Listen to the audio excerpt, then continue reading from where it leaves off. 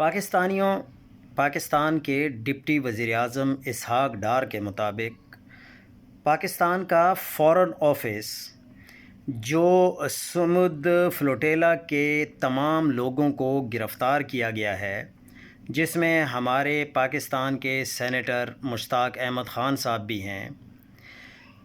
Senator Ishaq Dar کے مطابق تمام لوگوں کو اسرائیل نے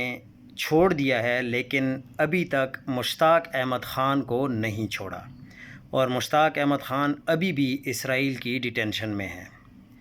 پچھلے 36 گھنٹوں سے اسحاق ڈار کے مطابق پاکستان مکمل طور پر ڈپلومیٹک طریقے سے اسرائیل کے ساتھ انگیجڈ ہے، اور پاکستان جو ہمارے مسلم دوسرے دوست کنٹریز ہیں ان کے ساتھ بھی انگیج ہے، تاکہ ہمارے جتنے بھی نیشنلز ہیں ان سب کو ہم خیریت کے ساتھ پاکستان واپس لانے میں کامیاب ہو جائیں۔ اور انہوں نے یہ بھی کہا کہ پاکستان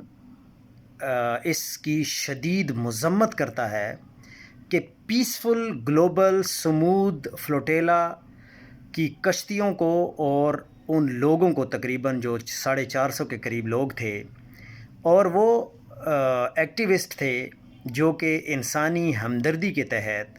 صرف خوراک اور میڈیکل ایڈ غزہ کی طرف لے کر جا رہے تھے، ان کو گرفتار کیا گیا، ان پر اٹیک کیا گیا۔ پاکستان اس کی شدید الفاظ میں مذمت کرتا ہے۔